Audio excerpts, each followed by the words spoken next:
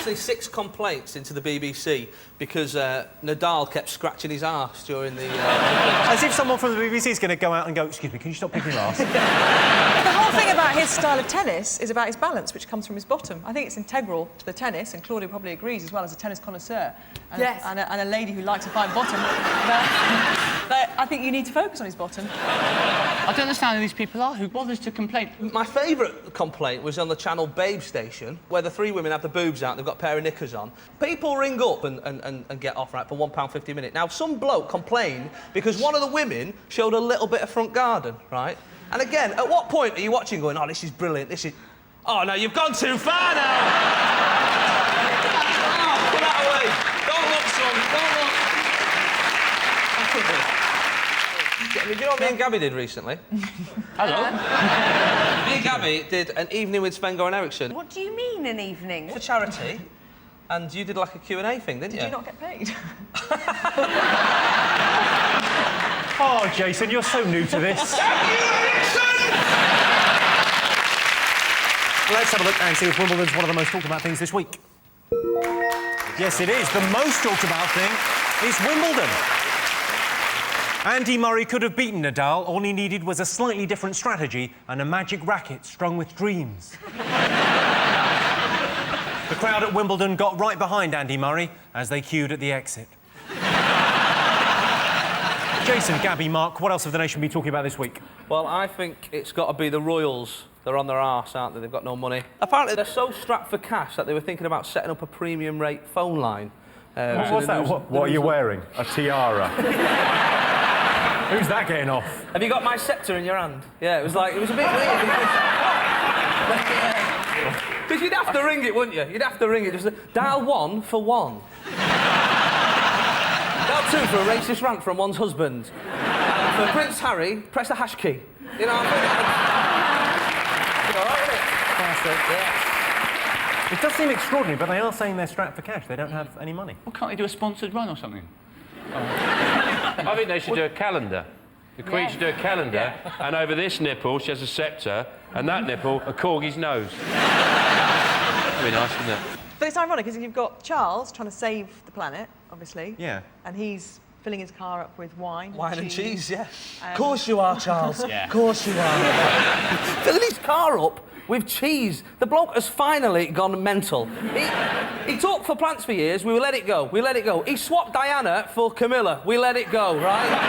He's gone too far this time. By swap Diana for Camilla, you mean his wife tragically died? OK, well, let's have a look and see whether the Royals' finances is one of the most talked about things this week.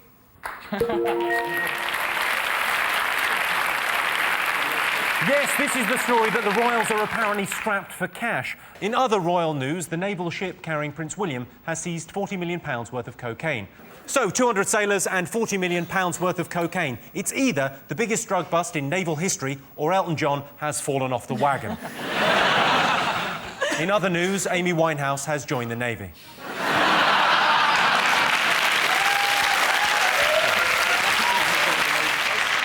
Sean, Claudia, Phil, what else have the nation been talking about? Is it the bloke, the examiner, who gave someone a mark? They wrote F off on their exam. It's the only thing they wrote. And the guy got 7.5% because it showed rudimentary skills. And he got 11% if he'd put an exclamation mark. And if he put, to whom it may concern, f*** off, he'd have passed. That's extraordinary. So he got 7.5% for writing f*** off. But... To be fair, though, the question was, Yes. what should Piers Morgan do? So...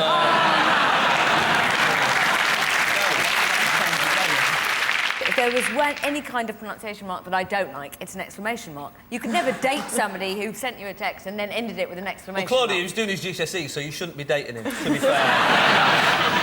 But the justification for the examiner said, for an attempt to answer the question, it's better than leaving the page blank. And I thought, that's not the case, is it? You know, if you don't know the answer to something, it's better to be quiet rather than go, f*** off, isn't it? Well, you've got a mastermind, and they said, what year did they repeal the Corn Laws? You go, f*** off. OK, you get a point for that. Well, you've just upped the ratings of that show. Yeah.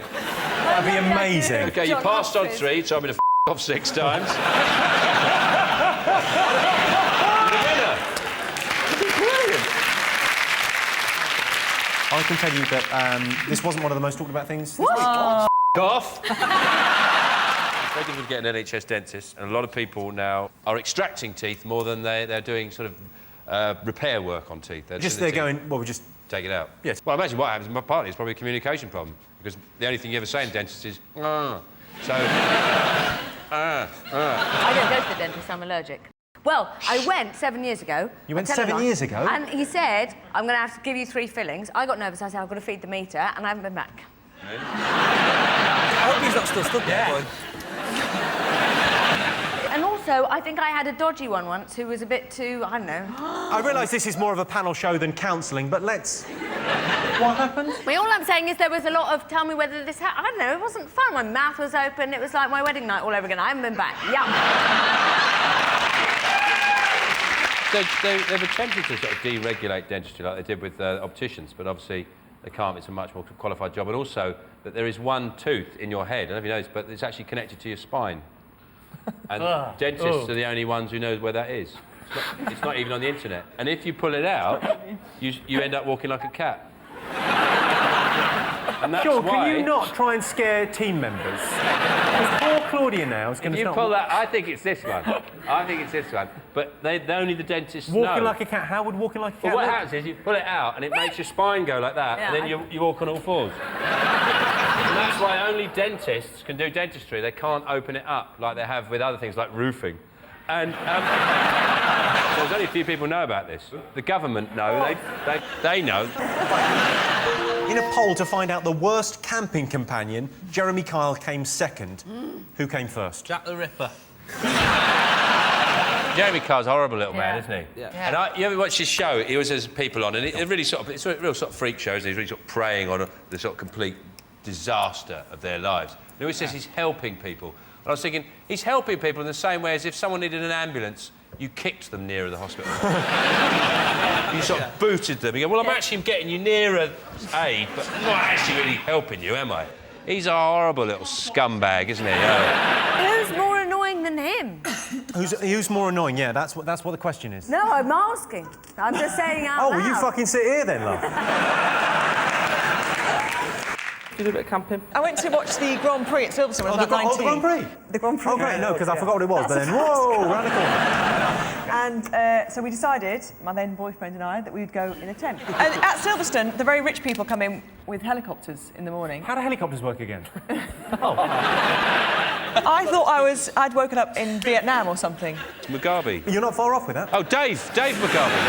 Idi Amin. OK, most wanted man in the world. Osama bin Laden. Correct answer. Bin Laden. The worst camping companion would be Osama bin Laden, surprisingly. That's nonsense. He's very outdoorsy. He'd be really useful. Yeah, you're right. Outdoors for years. He'd be fantastic. I leave tent now. I get massive dinner for us. Yeah. Which I will cook brilliantly. I'd go so far as to say I would like to go camping with... Osama, if you're out there, you're on, mate. Osama bin Laden has been #1 on the FBI's most wanted list for the last 7 years. #2 is Rihanna with Umbrella. Top person to put on a British banknote. The Chuckle Brothers. And then what you could do is you could have like one on the front, one on the other side, and then in Latin, to you, to me. Ad mihi, ad tibi. To you, to me, to me, to you, in Latin. I think so. Well, you just got to think, what's the dative? So then it's obviously... Yeah, that sounds about right. That's what I do for my day job. They bring me phrases for banknotes and I translate them into Latin. It's been a slow decade. What about a little mirror so it was you? Whoa. That'd be good, wouldn't it? Every time you go out, you go, oh, I'm on a banknote, look. No, you're not. Yes, I am. Oh, that'd be brilliant, that. Simple person. Be all right, man. That'd be brilliant. OK, top person to put on a British banknote. Diana. Correct. Good one. Good one. Yes, the person Brits would most like to see on a banknote is Princess Diana. But that's ridiculous. You can't have a picture of a dead person on one side of a note and then the person that killed them on the other.